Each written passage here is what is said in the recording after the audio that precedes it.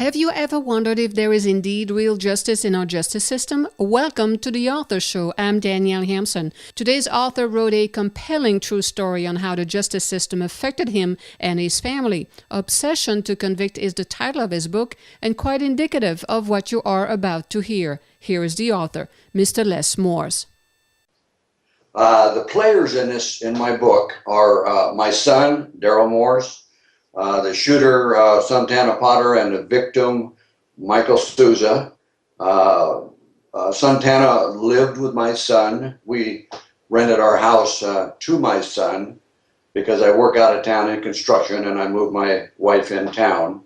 And they were all friends. They were selling drugs, which was unknown to my wife and I. And it was a real surprise that my son was doing that. So, you just, you learn things as a parent, and it's astonishing what your kids can do without your knowledge. The victim was killed in Happy Valley at the home that we rented to our son in Happy Valley, a short distance from Redding, California.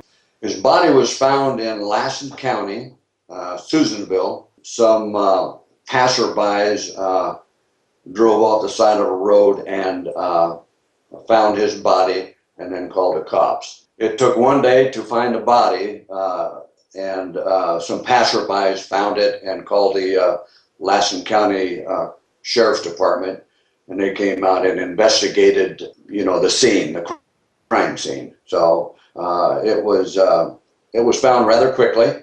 His body was wrapped in an orange plastic, very easy to see.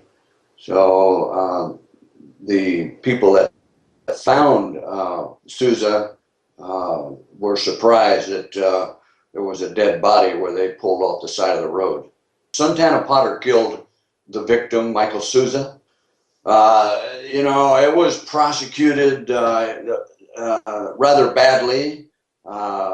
The shooter confessed to the crime, but the sheriff's department and the prosecutor didn't believe his story, and so they concocted a new story after he was offered a plea deal and signed immunity to have him testify against my son. The sheriff did the investigation along with his investigators. Had two investigators on the scene, and they investigated the crime scene. It was a kind of a cut and dry crime scene. They knew who shot the victim. The evidence in the house where he got shot was in a small area, and that was in Potter's bedroom. So it was really a murder mystery that I was surprised that the evidence was so cut and dry that they could not arrest Potter for that crime. The trial was held in Lassen County. There was really nothing special about the town. It was a small, I call it a farming lumber community. The trial was held there because the body was found in Lassen County. My son was convicted of the crime. The jury came back in with a verdict of 27 years to life. All I can think about the judge's decision to vacate the decision, the murder conviction, is because there was no evidence against my son. The only one to testify against my son was the shooter himself. And by California law, you need corroborating witnesses to substantiate your story. And the prosecutor, all I can say is that he got his feelings hurt because the judge didn't roll his way, and it took a courageous judge to go ahead and vacate a decision that was unanimous by 12 jurors. The prosecutor, I guess he had an agenda.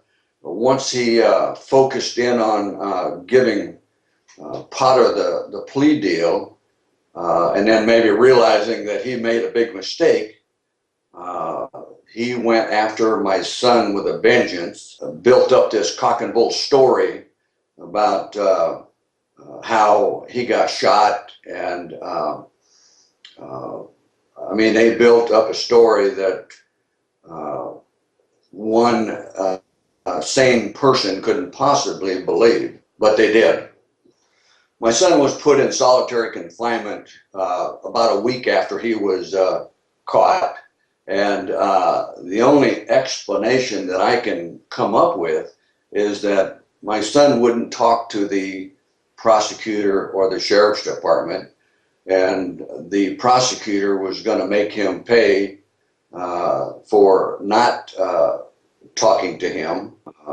I've thought about that for many, many years, and the prosecutor just had an ego that, I'm the boss, and you're going to do what I tell you to do, and that's it. So the prosecutor was a real arrogant individual, and one that shouldn't be practicing law. This entire ordeal infected my family tremendously.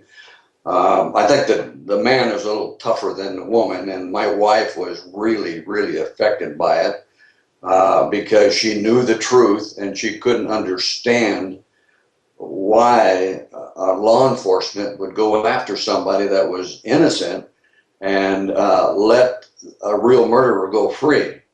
It was very traumatic for both of us. I tried to hide my feelings as much as I could, but my wife was she was withdrawn, and she placed her faith in God to hopefully bring us out of this situation, and I guess that's what happened. God placed the judge in authority, and he was the one that brought us through. So very traumatic. I wrote this book specifically for me, trying to get closure in this case, but you never get closure because the fact that when you watch television, the news, read the paper and whatnot, something always brings that to the forefront of what you went through. And so as far as that goes, it was mainly for myself to get the closure, which I still haven't got. I'm relieved that I wrote the book and got the story out there so other people can watch their kids a little closer, maybe. I don't know. It's just a difficult situation for any parent to be in. I'm trying to convey the message that when you have children, they should be on guard in the children's growing up and whatnot. Be close to them, love them a lot, and let those kids know that you're there for them if they get in trouble. I feel the readers of my book, age-wise, are probably from 16 to 80. They'll get a lot out of it because true crimes are very interesting for most people. My book is on Amazon, Tate Publishing Company. It's formatted in softcover, hardcover, ebook. You can download it, readily available. My book is available at www.obsession2convict.com. Are you wondering how a prosecutor, a sheriff's department, and 2 different juries were able to convict an innocent man of murder with no evidence and let the real murderer go free?